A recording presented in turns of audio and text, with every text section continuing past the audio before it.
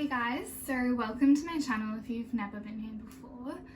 Today is going to be more of a sit down talk style video, and I'm in the hottest room of my house, which sounds weird but it's true. Like, it's just so hot in this room because of the angle of the sun.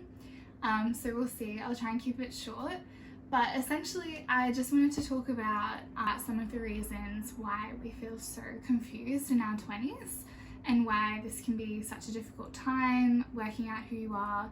Some things that I've struggled with, and I feel like a lot of other people have struggled with them as well. Alrighty, so the first thing I wanted to talk about was my fear of aging. So I'm 24 years old in April, so this month.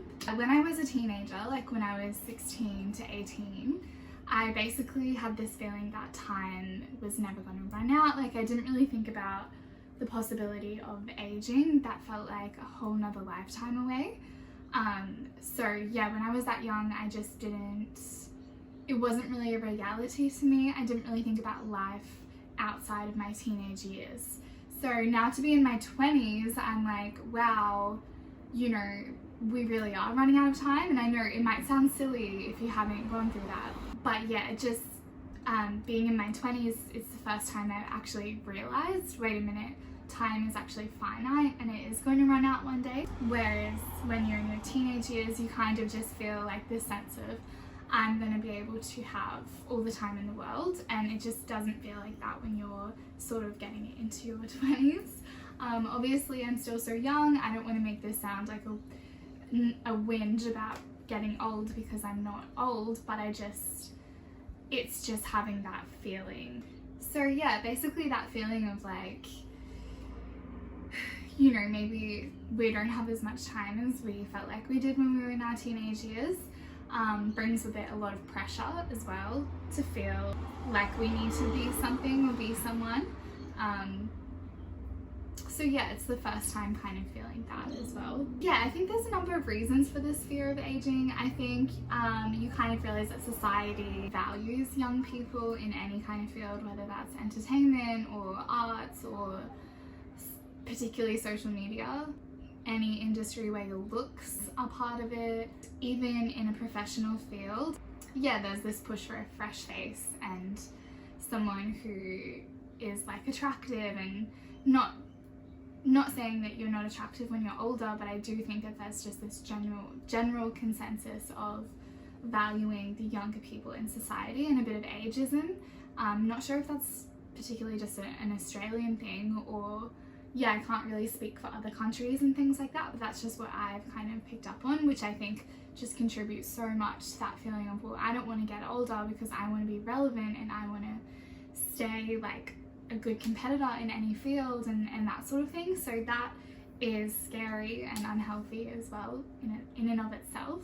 That brings with it a sense of, yes, I can always do this when I'm older and later on, like I don't have to do everything right now, but am I going to have as good of a chance as somebody else who's in their 20s, or you know what I mean? Like, I'm not sure if I'm going to be considered as equally as they would be. I also think you realize that your body and your health isn't invincible. Again, when I was a teenager, I didn't really think too much about my health, because I guess you don't really have to. Like, you're so energetic and everything's working, and you know, luckily for me, everything was working. So yeah, it's this, again, for me, for the first time, realizing, wait a minute, I have to check in with my health, I have to go to do all these appointments. Yeah, so just that feeling of, well, my body is actually going to break down one day, and that's a scary thought, and if I don't do all I can now to prevent that, then, you know, where am I going to be, and that sort of thing. And you have to go do all of these things that you never had to before, like basic health appointments and stuff like that. They can be really scary. They can be scary, but you're just kind of like forced to deal with them. Yeah, it's just like it becomes a part of your life all of a sudden, when it never really was before, or it's something that like you always did with your parents or something like that. Secondly, I wanted to talk about this feeling of having a commitment to your younger self. So there's something called a sunk cost fallacy, which essentially just means you feel obliged to carry through with the commitment because of the amount of energy or time or money that you spent on it. This kind of ties into that commitment you you might feel to your younger self. For example, studying a degree at 17, 18, you know, starting your degree and feeling committed to finish that, even though you chose it when you had no idea who you were. You were a completely different person when you were 17 to who you are now. So feeling that commitment can be quite exhausting. You definitely should be a different person, so I wouldn't feel like embarrassed or weird if you're not interested in the same things as you were when you were 17, because nobody knows who they are at that point. Like, you haven't really discovered the world yet, or who you are, or who you want to be. For me, particularly in high school, it was always that sense of just choose something. Like, there was no, it was like you had to go to university, like that was the standard thing. And then later on in your life, feel this devotion or obligation to carry through with the degree or the job that comes from it, or, you know, that person in that life. Like, you don't have to be the same person you were then. Don't feel like you owe it to yourself, because you don't. What you do owe yourself is to choose a path that's going to make you the most happy. So when you feel this commitment to your younger self, or you experience the sunk cost fallacy in an area of your life, it can be really confusing, and you might not know, you might feel a bit conflicted about who you are and about who you want to be. You might feel like a tugging in two directions. You might be living your life on autopilot, not really sure why you're doing the things that you're doing, just living out a life that you chose years ago or months ago or whatever it might be. My next point is about feeling that pressure of what's the right way to do my life. So this point kind of ties into that whole spiel about time is finite and I'm not actually going to be here forever. So what comes with that is then this pressure of, okay, so how do I choose the right path? How do I do what's going to make me the most happy, choose the best possible life in my set of circumstances? It kind of feels like, well, I've only got one chance to do this. I've only got one shot, so how can I do it the best way possible? You know, life is not a dress rehearsal. I don't get any second chances at this, so what can I do?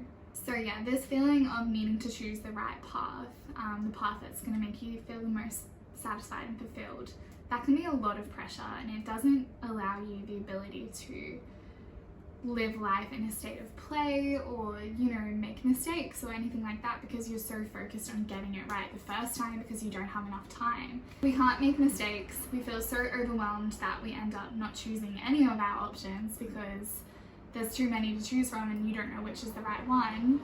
What I've learned specifically from this so far, and I'm still learning, is that there's no possible way to choose the right thing, and the right thing doesn't really even exist. So you just have to do the best and make the best decisions you can with who you are right now and what you want in this moment. Sometimes you might have your eye on this dream job and you're like, if I get this job, like, that's gonna solve all my problems and I'm gonna be living my dream life and blah blah blah. But it's not gonna work that way, I promise you. Like, you're not gonna all of a sudden get accepted into this job and then, like, your happiness just comes out of nowhere. Like, it doesn't work like that. You have to be able to find happiness in your everyday life, no matter what. Like, obviously that's so much easier said than done, and I get it, but it's about looking at your circumstances right now and figuring out, what can I be grateful for and what can I be happy about now in my life, so that you, it's kind of hard to describe, but happiness isn't something that you can just go A plus B equals happiness. It's about cultivating it yourself. It's not going to come from an external source. My next point relates to having endless options and living in a social media age where we're constantly being infiltrated by other people's lives. Can make us feel really surrounded with endless options, and also make you feel like, oh, like, you know, the grass is greener on the other side, or maybe I should try what they're doing, like maybe I should try that career because they look happy and everything's going so well in their life, so maybe if I just follow exactly what they do, I can be happy too.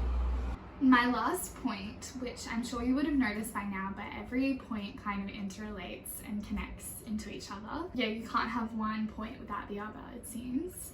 But yeah, my last point is just this pressure of who do I want to be in the world? And I think particularly in your 20s, people are doing it so differently. For example, some people are working full-time jobs in their professional field and they're getting married and having kids and buying houses. Other people can be the exact same age and they're traveling the world and, you know, just working little part-time jobs here and there. And really everyone's got such a different definition of what the happiest life is for them. So it's so normal to feel conflicted about, well, what should I be doing? You know, like, should I be settling down? Should I be traveling? Should I be taking things less seriously? Should I be taking them more seriously? It's a never-ending pool of which way, you know? So I think trying to drown out that noise and just listen to what feels good to you and what you want at this stage in your life can really help. And also seeing things as temporary rather than forever. Like, not asking yourself, who do I want to be forever for my whole life? More so asking yourself, well, who do I want to be right now and what feels good right now? What am I feeling pulled towards? So yeah, there's just a lot of things going on. Like, all of that's going on and heaps of stuff that I've probably forgotten to talk about too. But yeah, you've got all of these things floating around in your head, well, at least I do, and it's no wonder why we feel so overwhelmed and so like helpless at times, and like the weight of the world is on our shoulders. If you feel any of these things, if you feel all of these things, I'm right here with you. Like, I'm going through the same things, and yeah, I just wanted to kind of like share my thoughts because I think maybe some people could benefit from that. I guess the main thing to take away is your feelings are normal and they're justified. You're not alone. And also, yeah, I don't really have all the answers to these problems. That's not what my goal for this video was. There's heaps of resources out there that I listen to, like podcasts and videos and, you know, to help me. But I also think that being in your 20s is just the ultimate test of like learning to listen to your intuition and your gut. I think like there's been so many times where I've been like, what am I doing? Like, this feels so weird because I'm not used to it, but it's like just learning how to listen to yourself. And yeah, I don't know, it's hard. It's really hard. But we got this, we're in this together, and yeah, I think I'm gonna end the video there. I hope you gained something from this, and thank you so much for listening and watching, and I hope you have a great day, night, whatever time of day you're watching this. So yeah, thank you so much.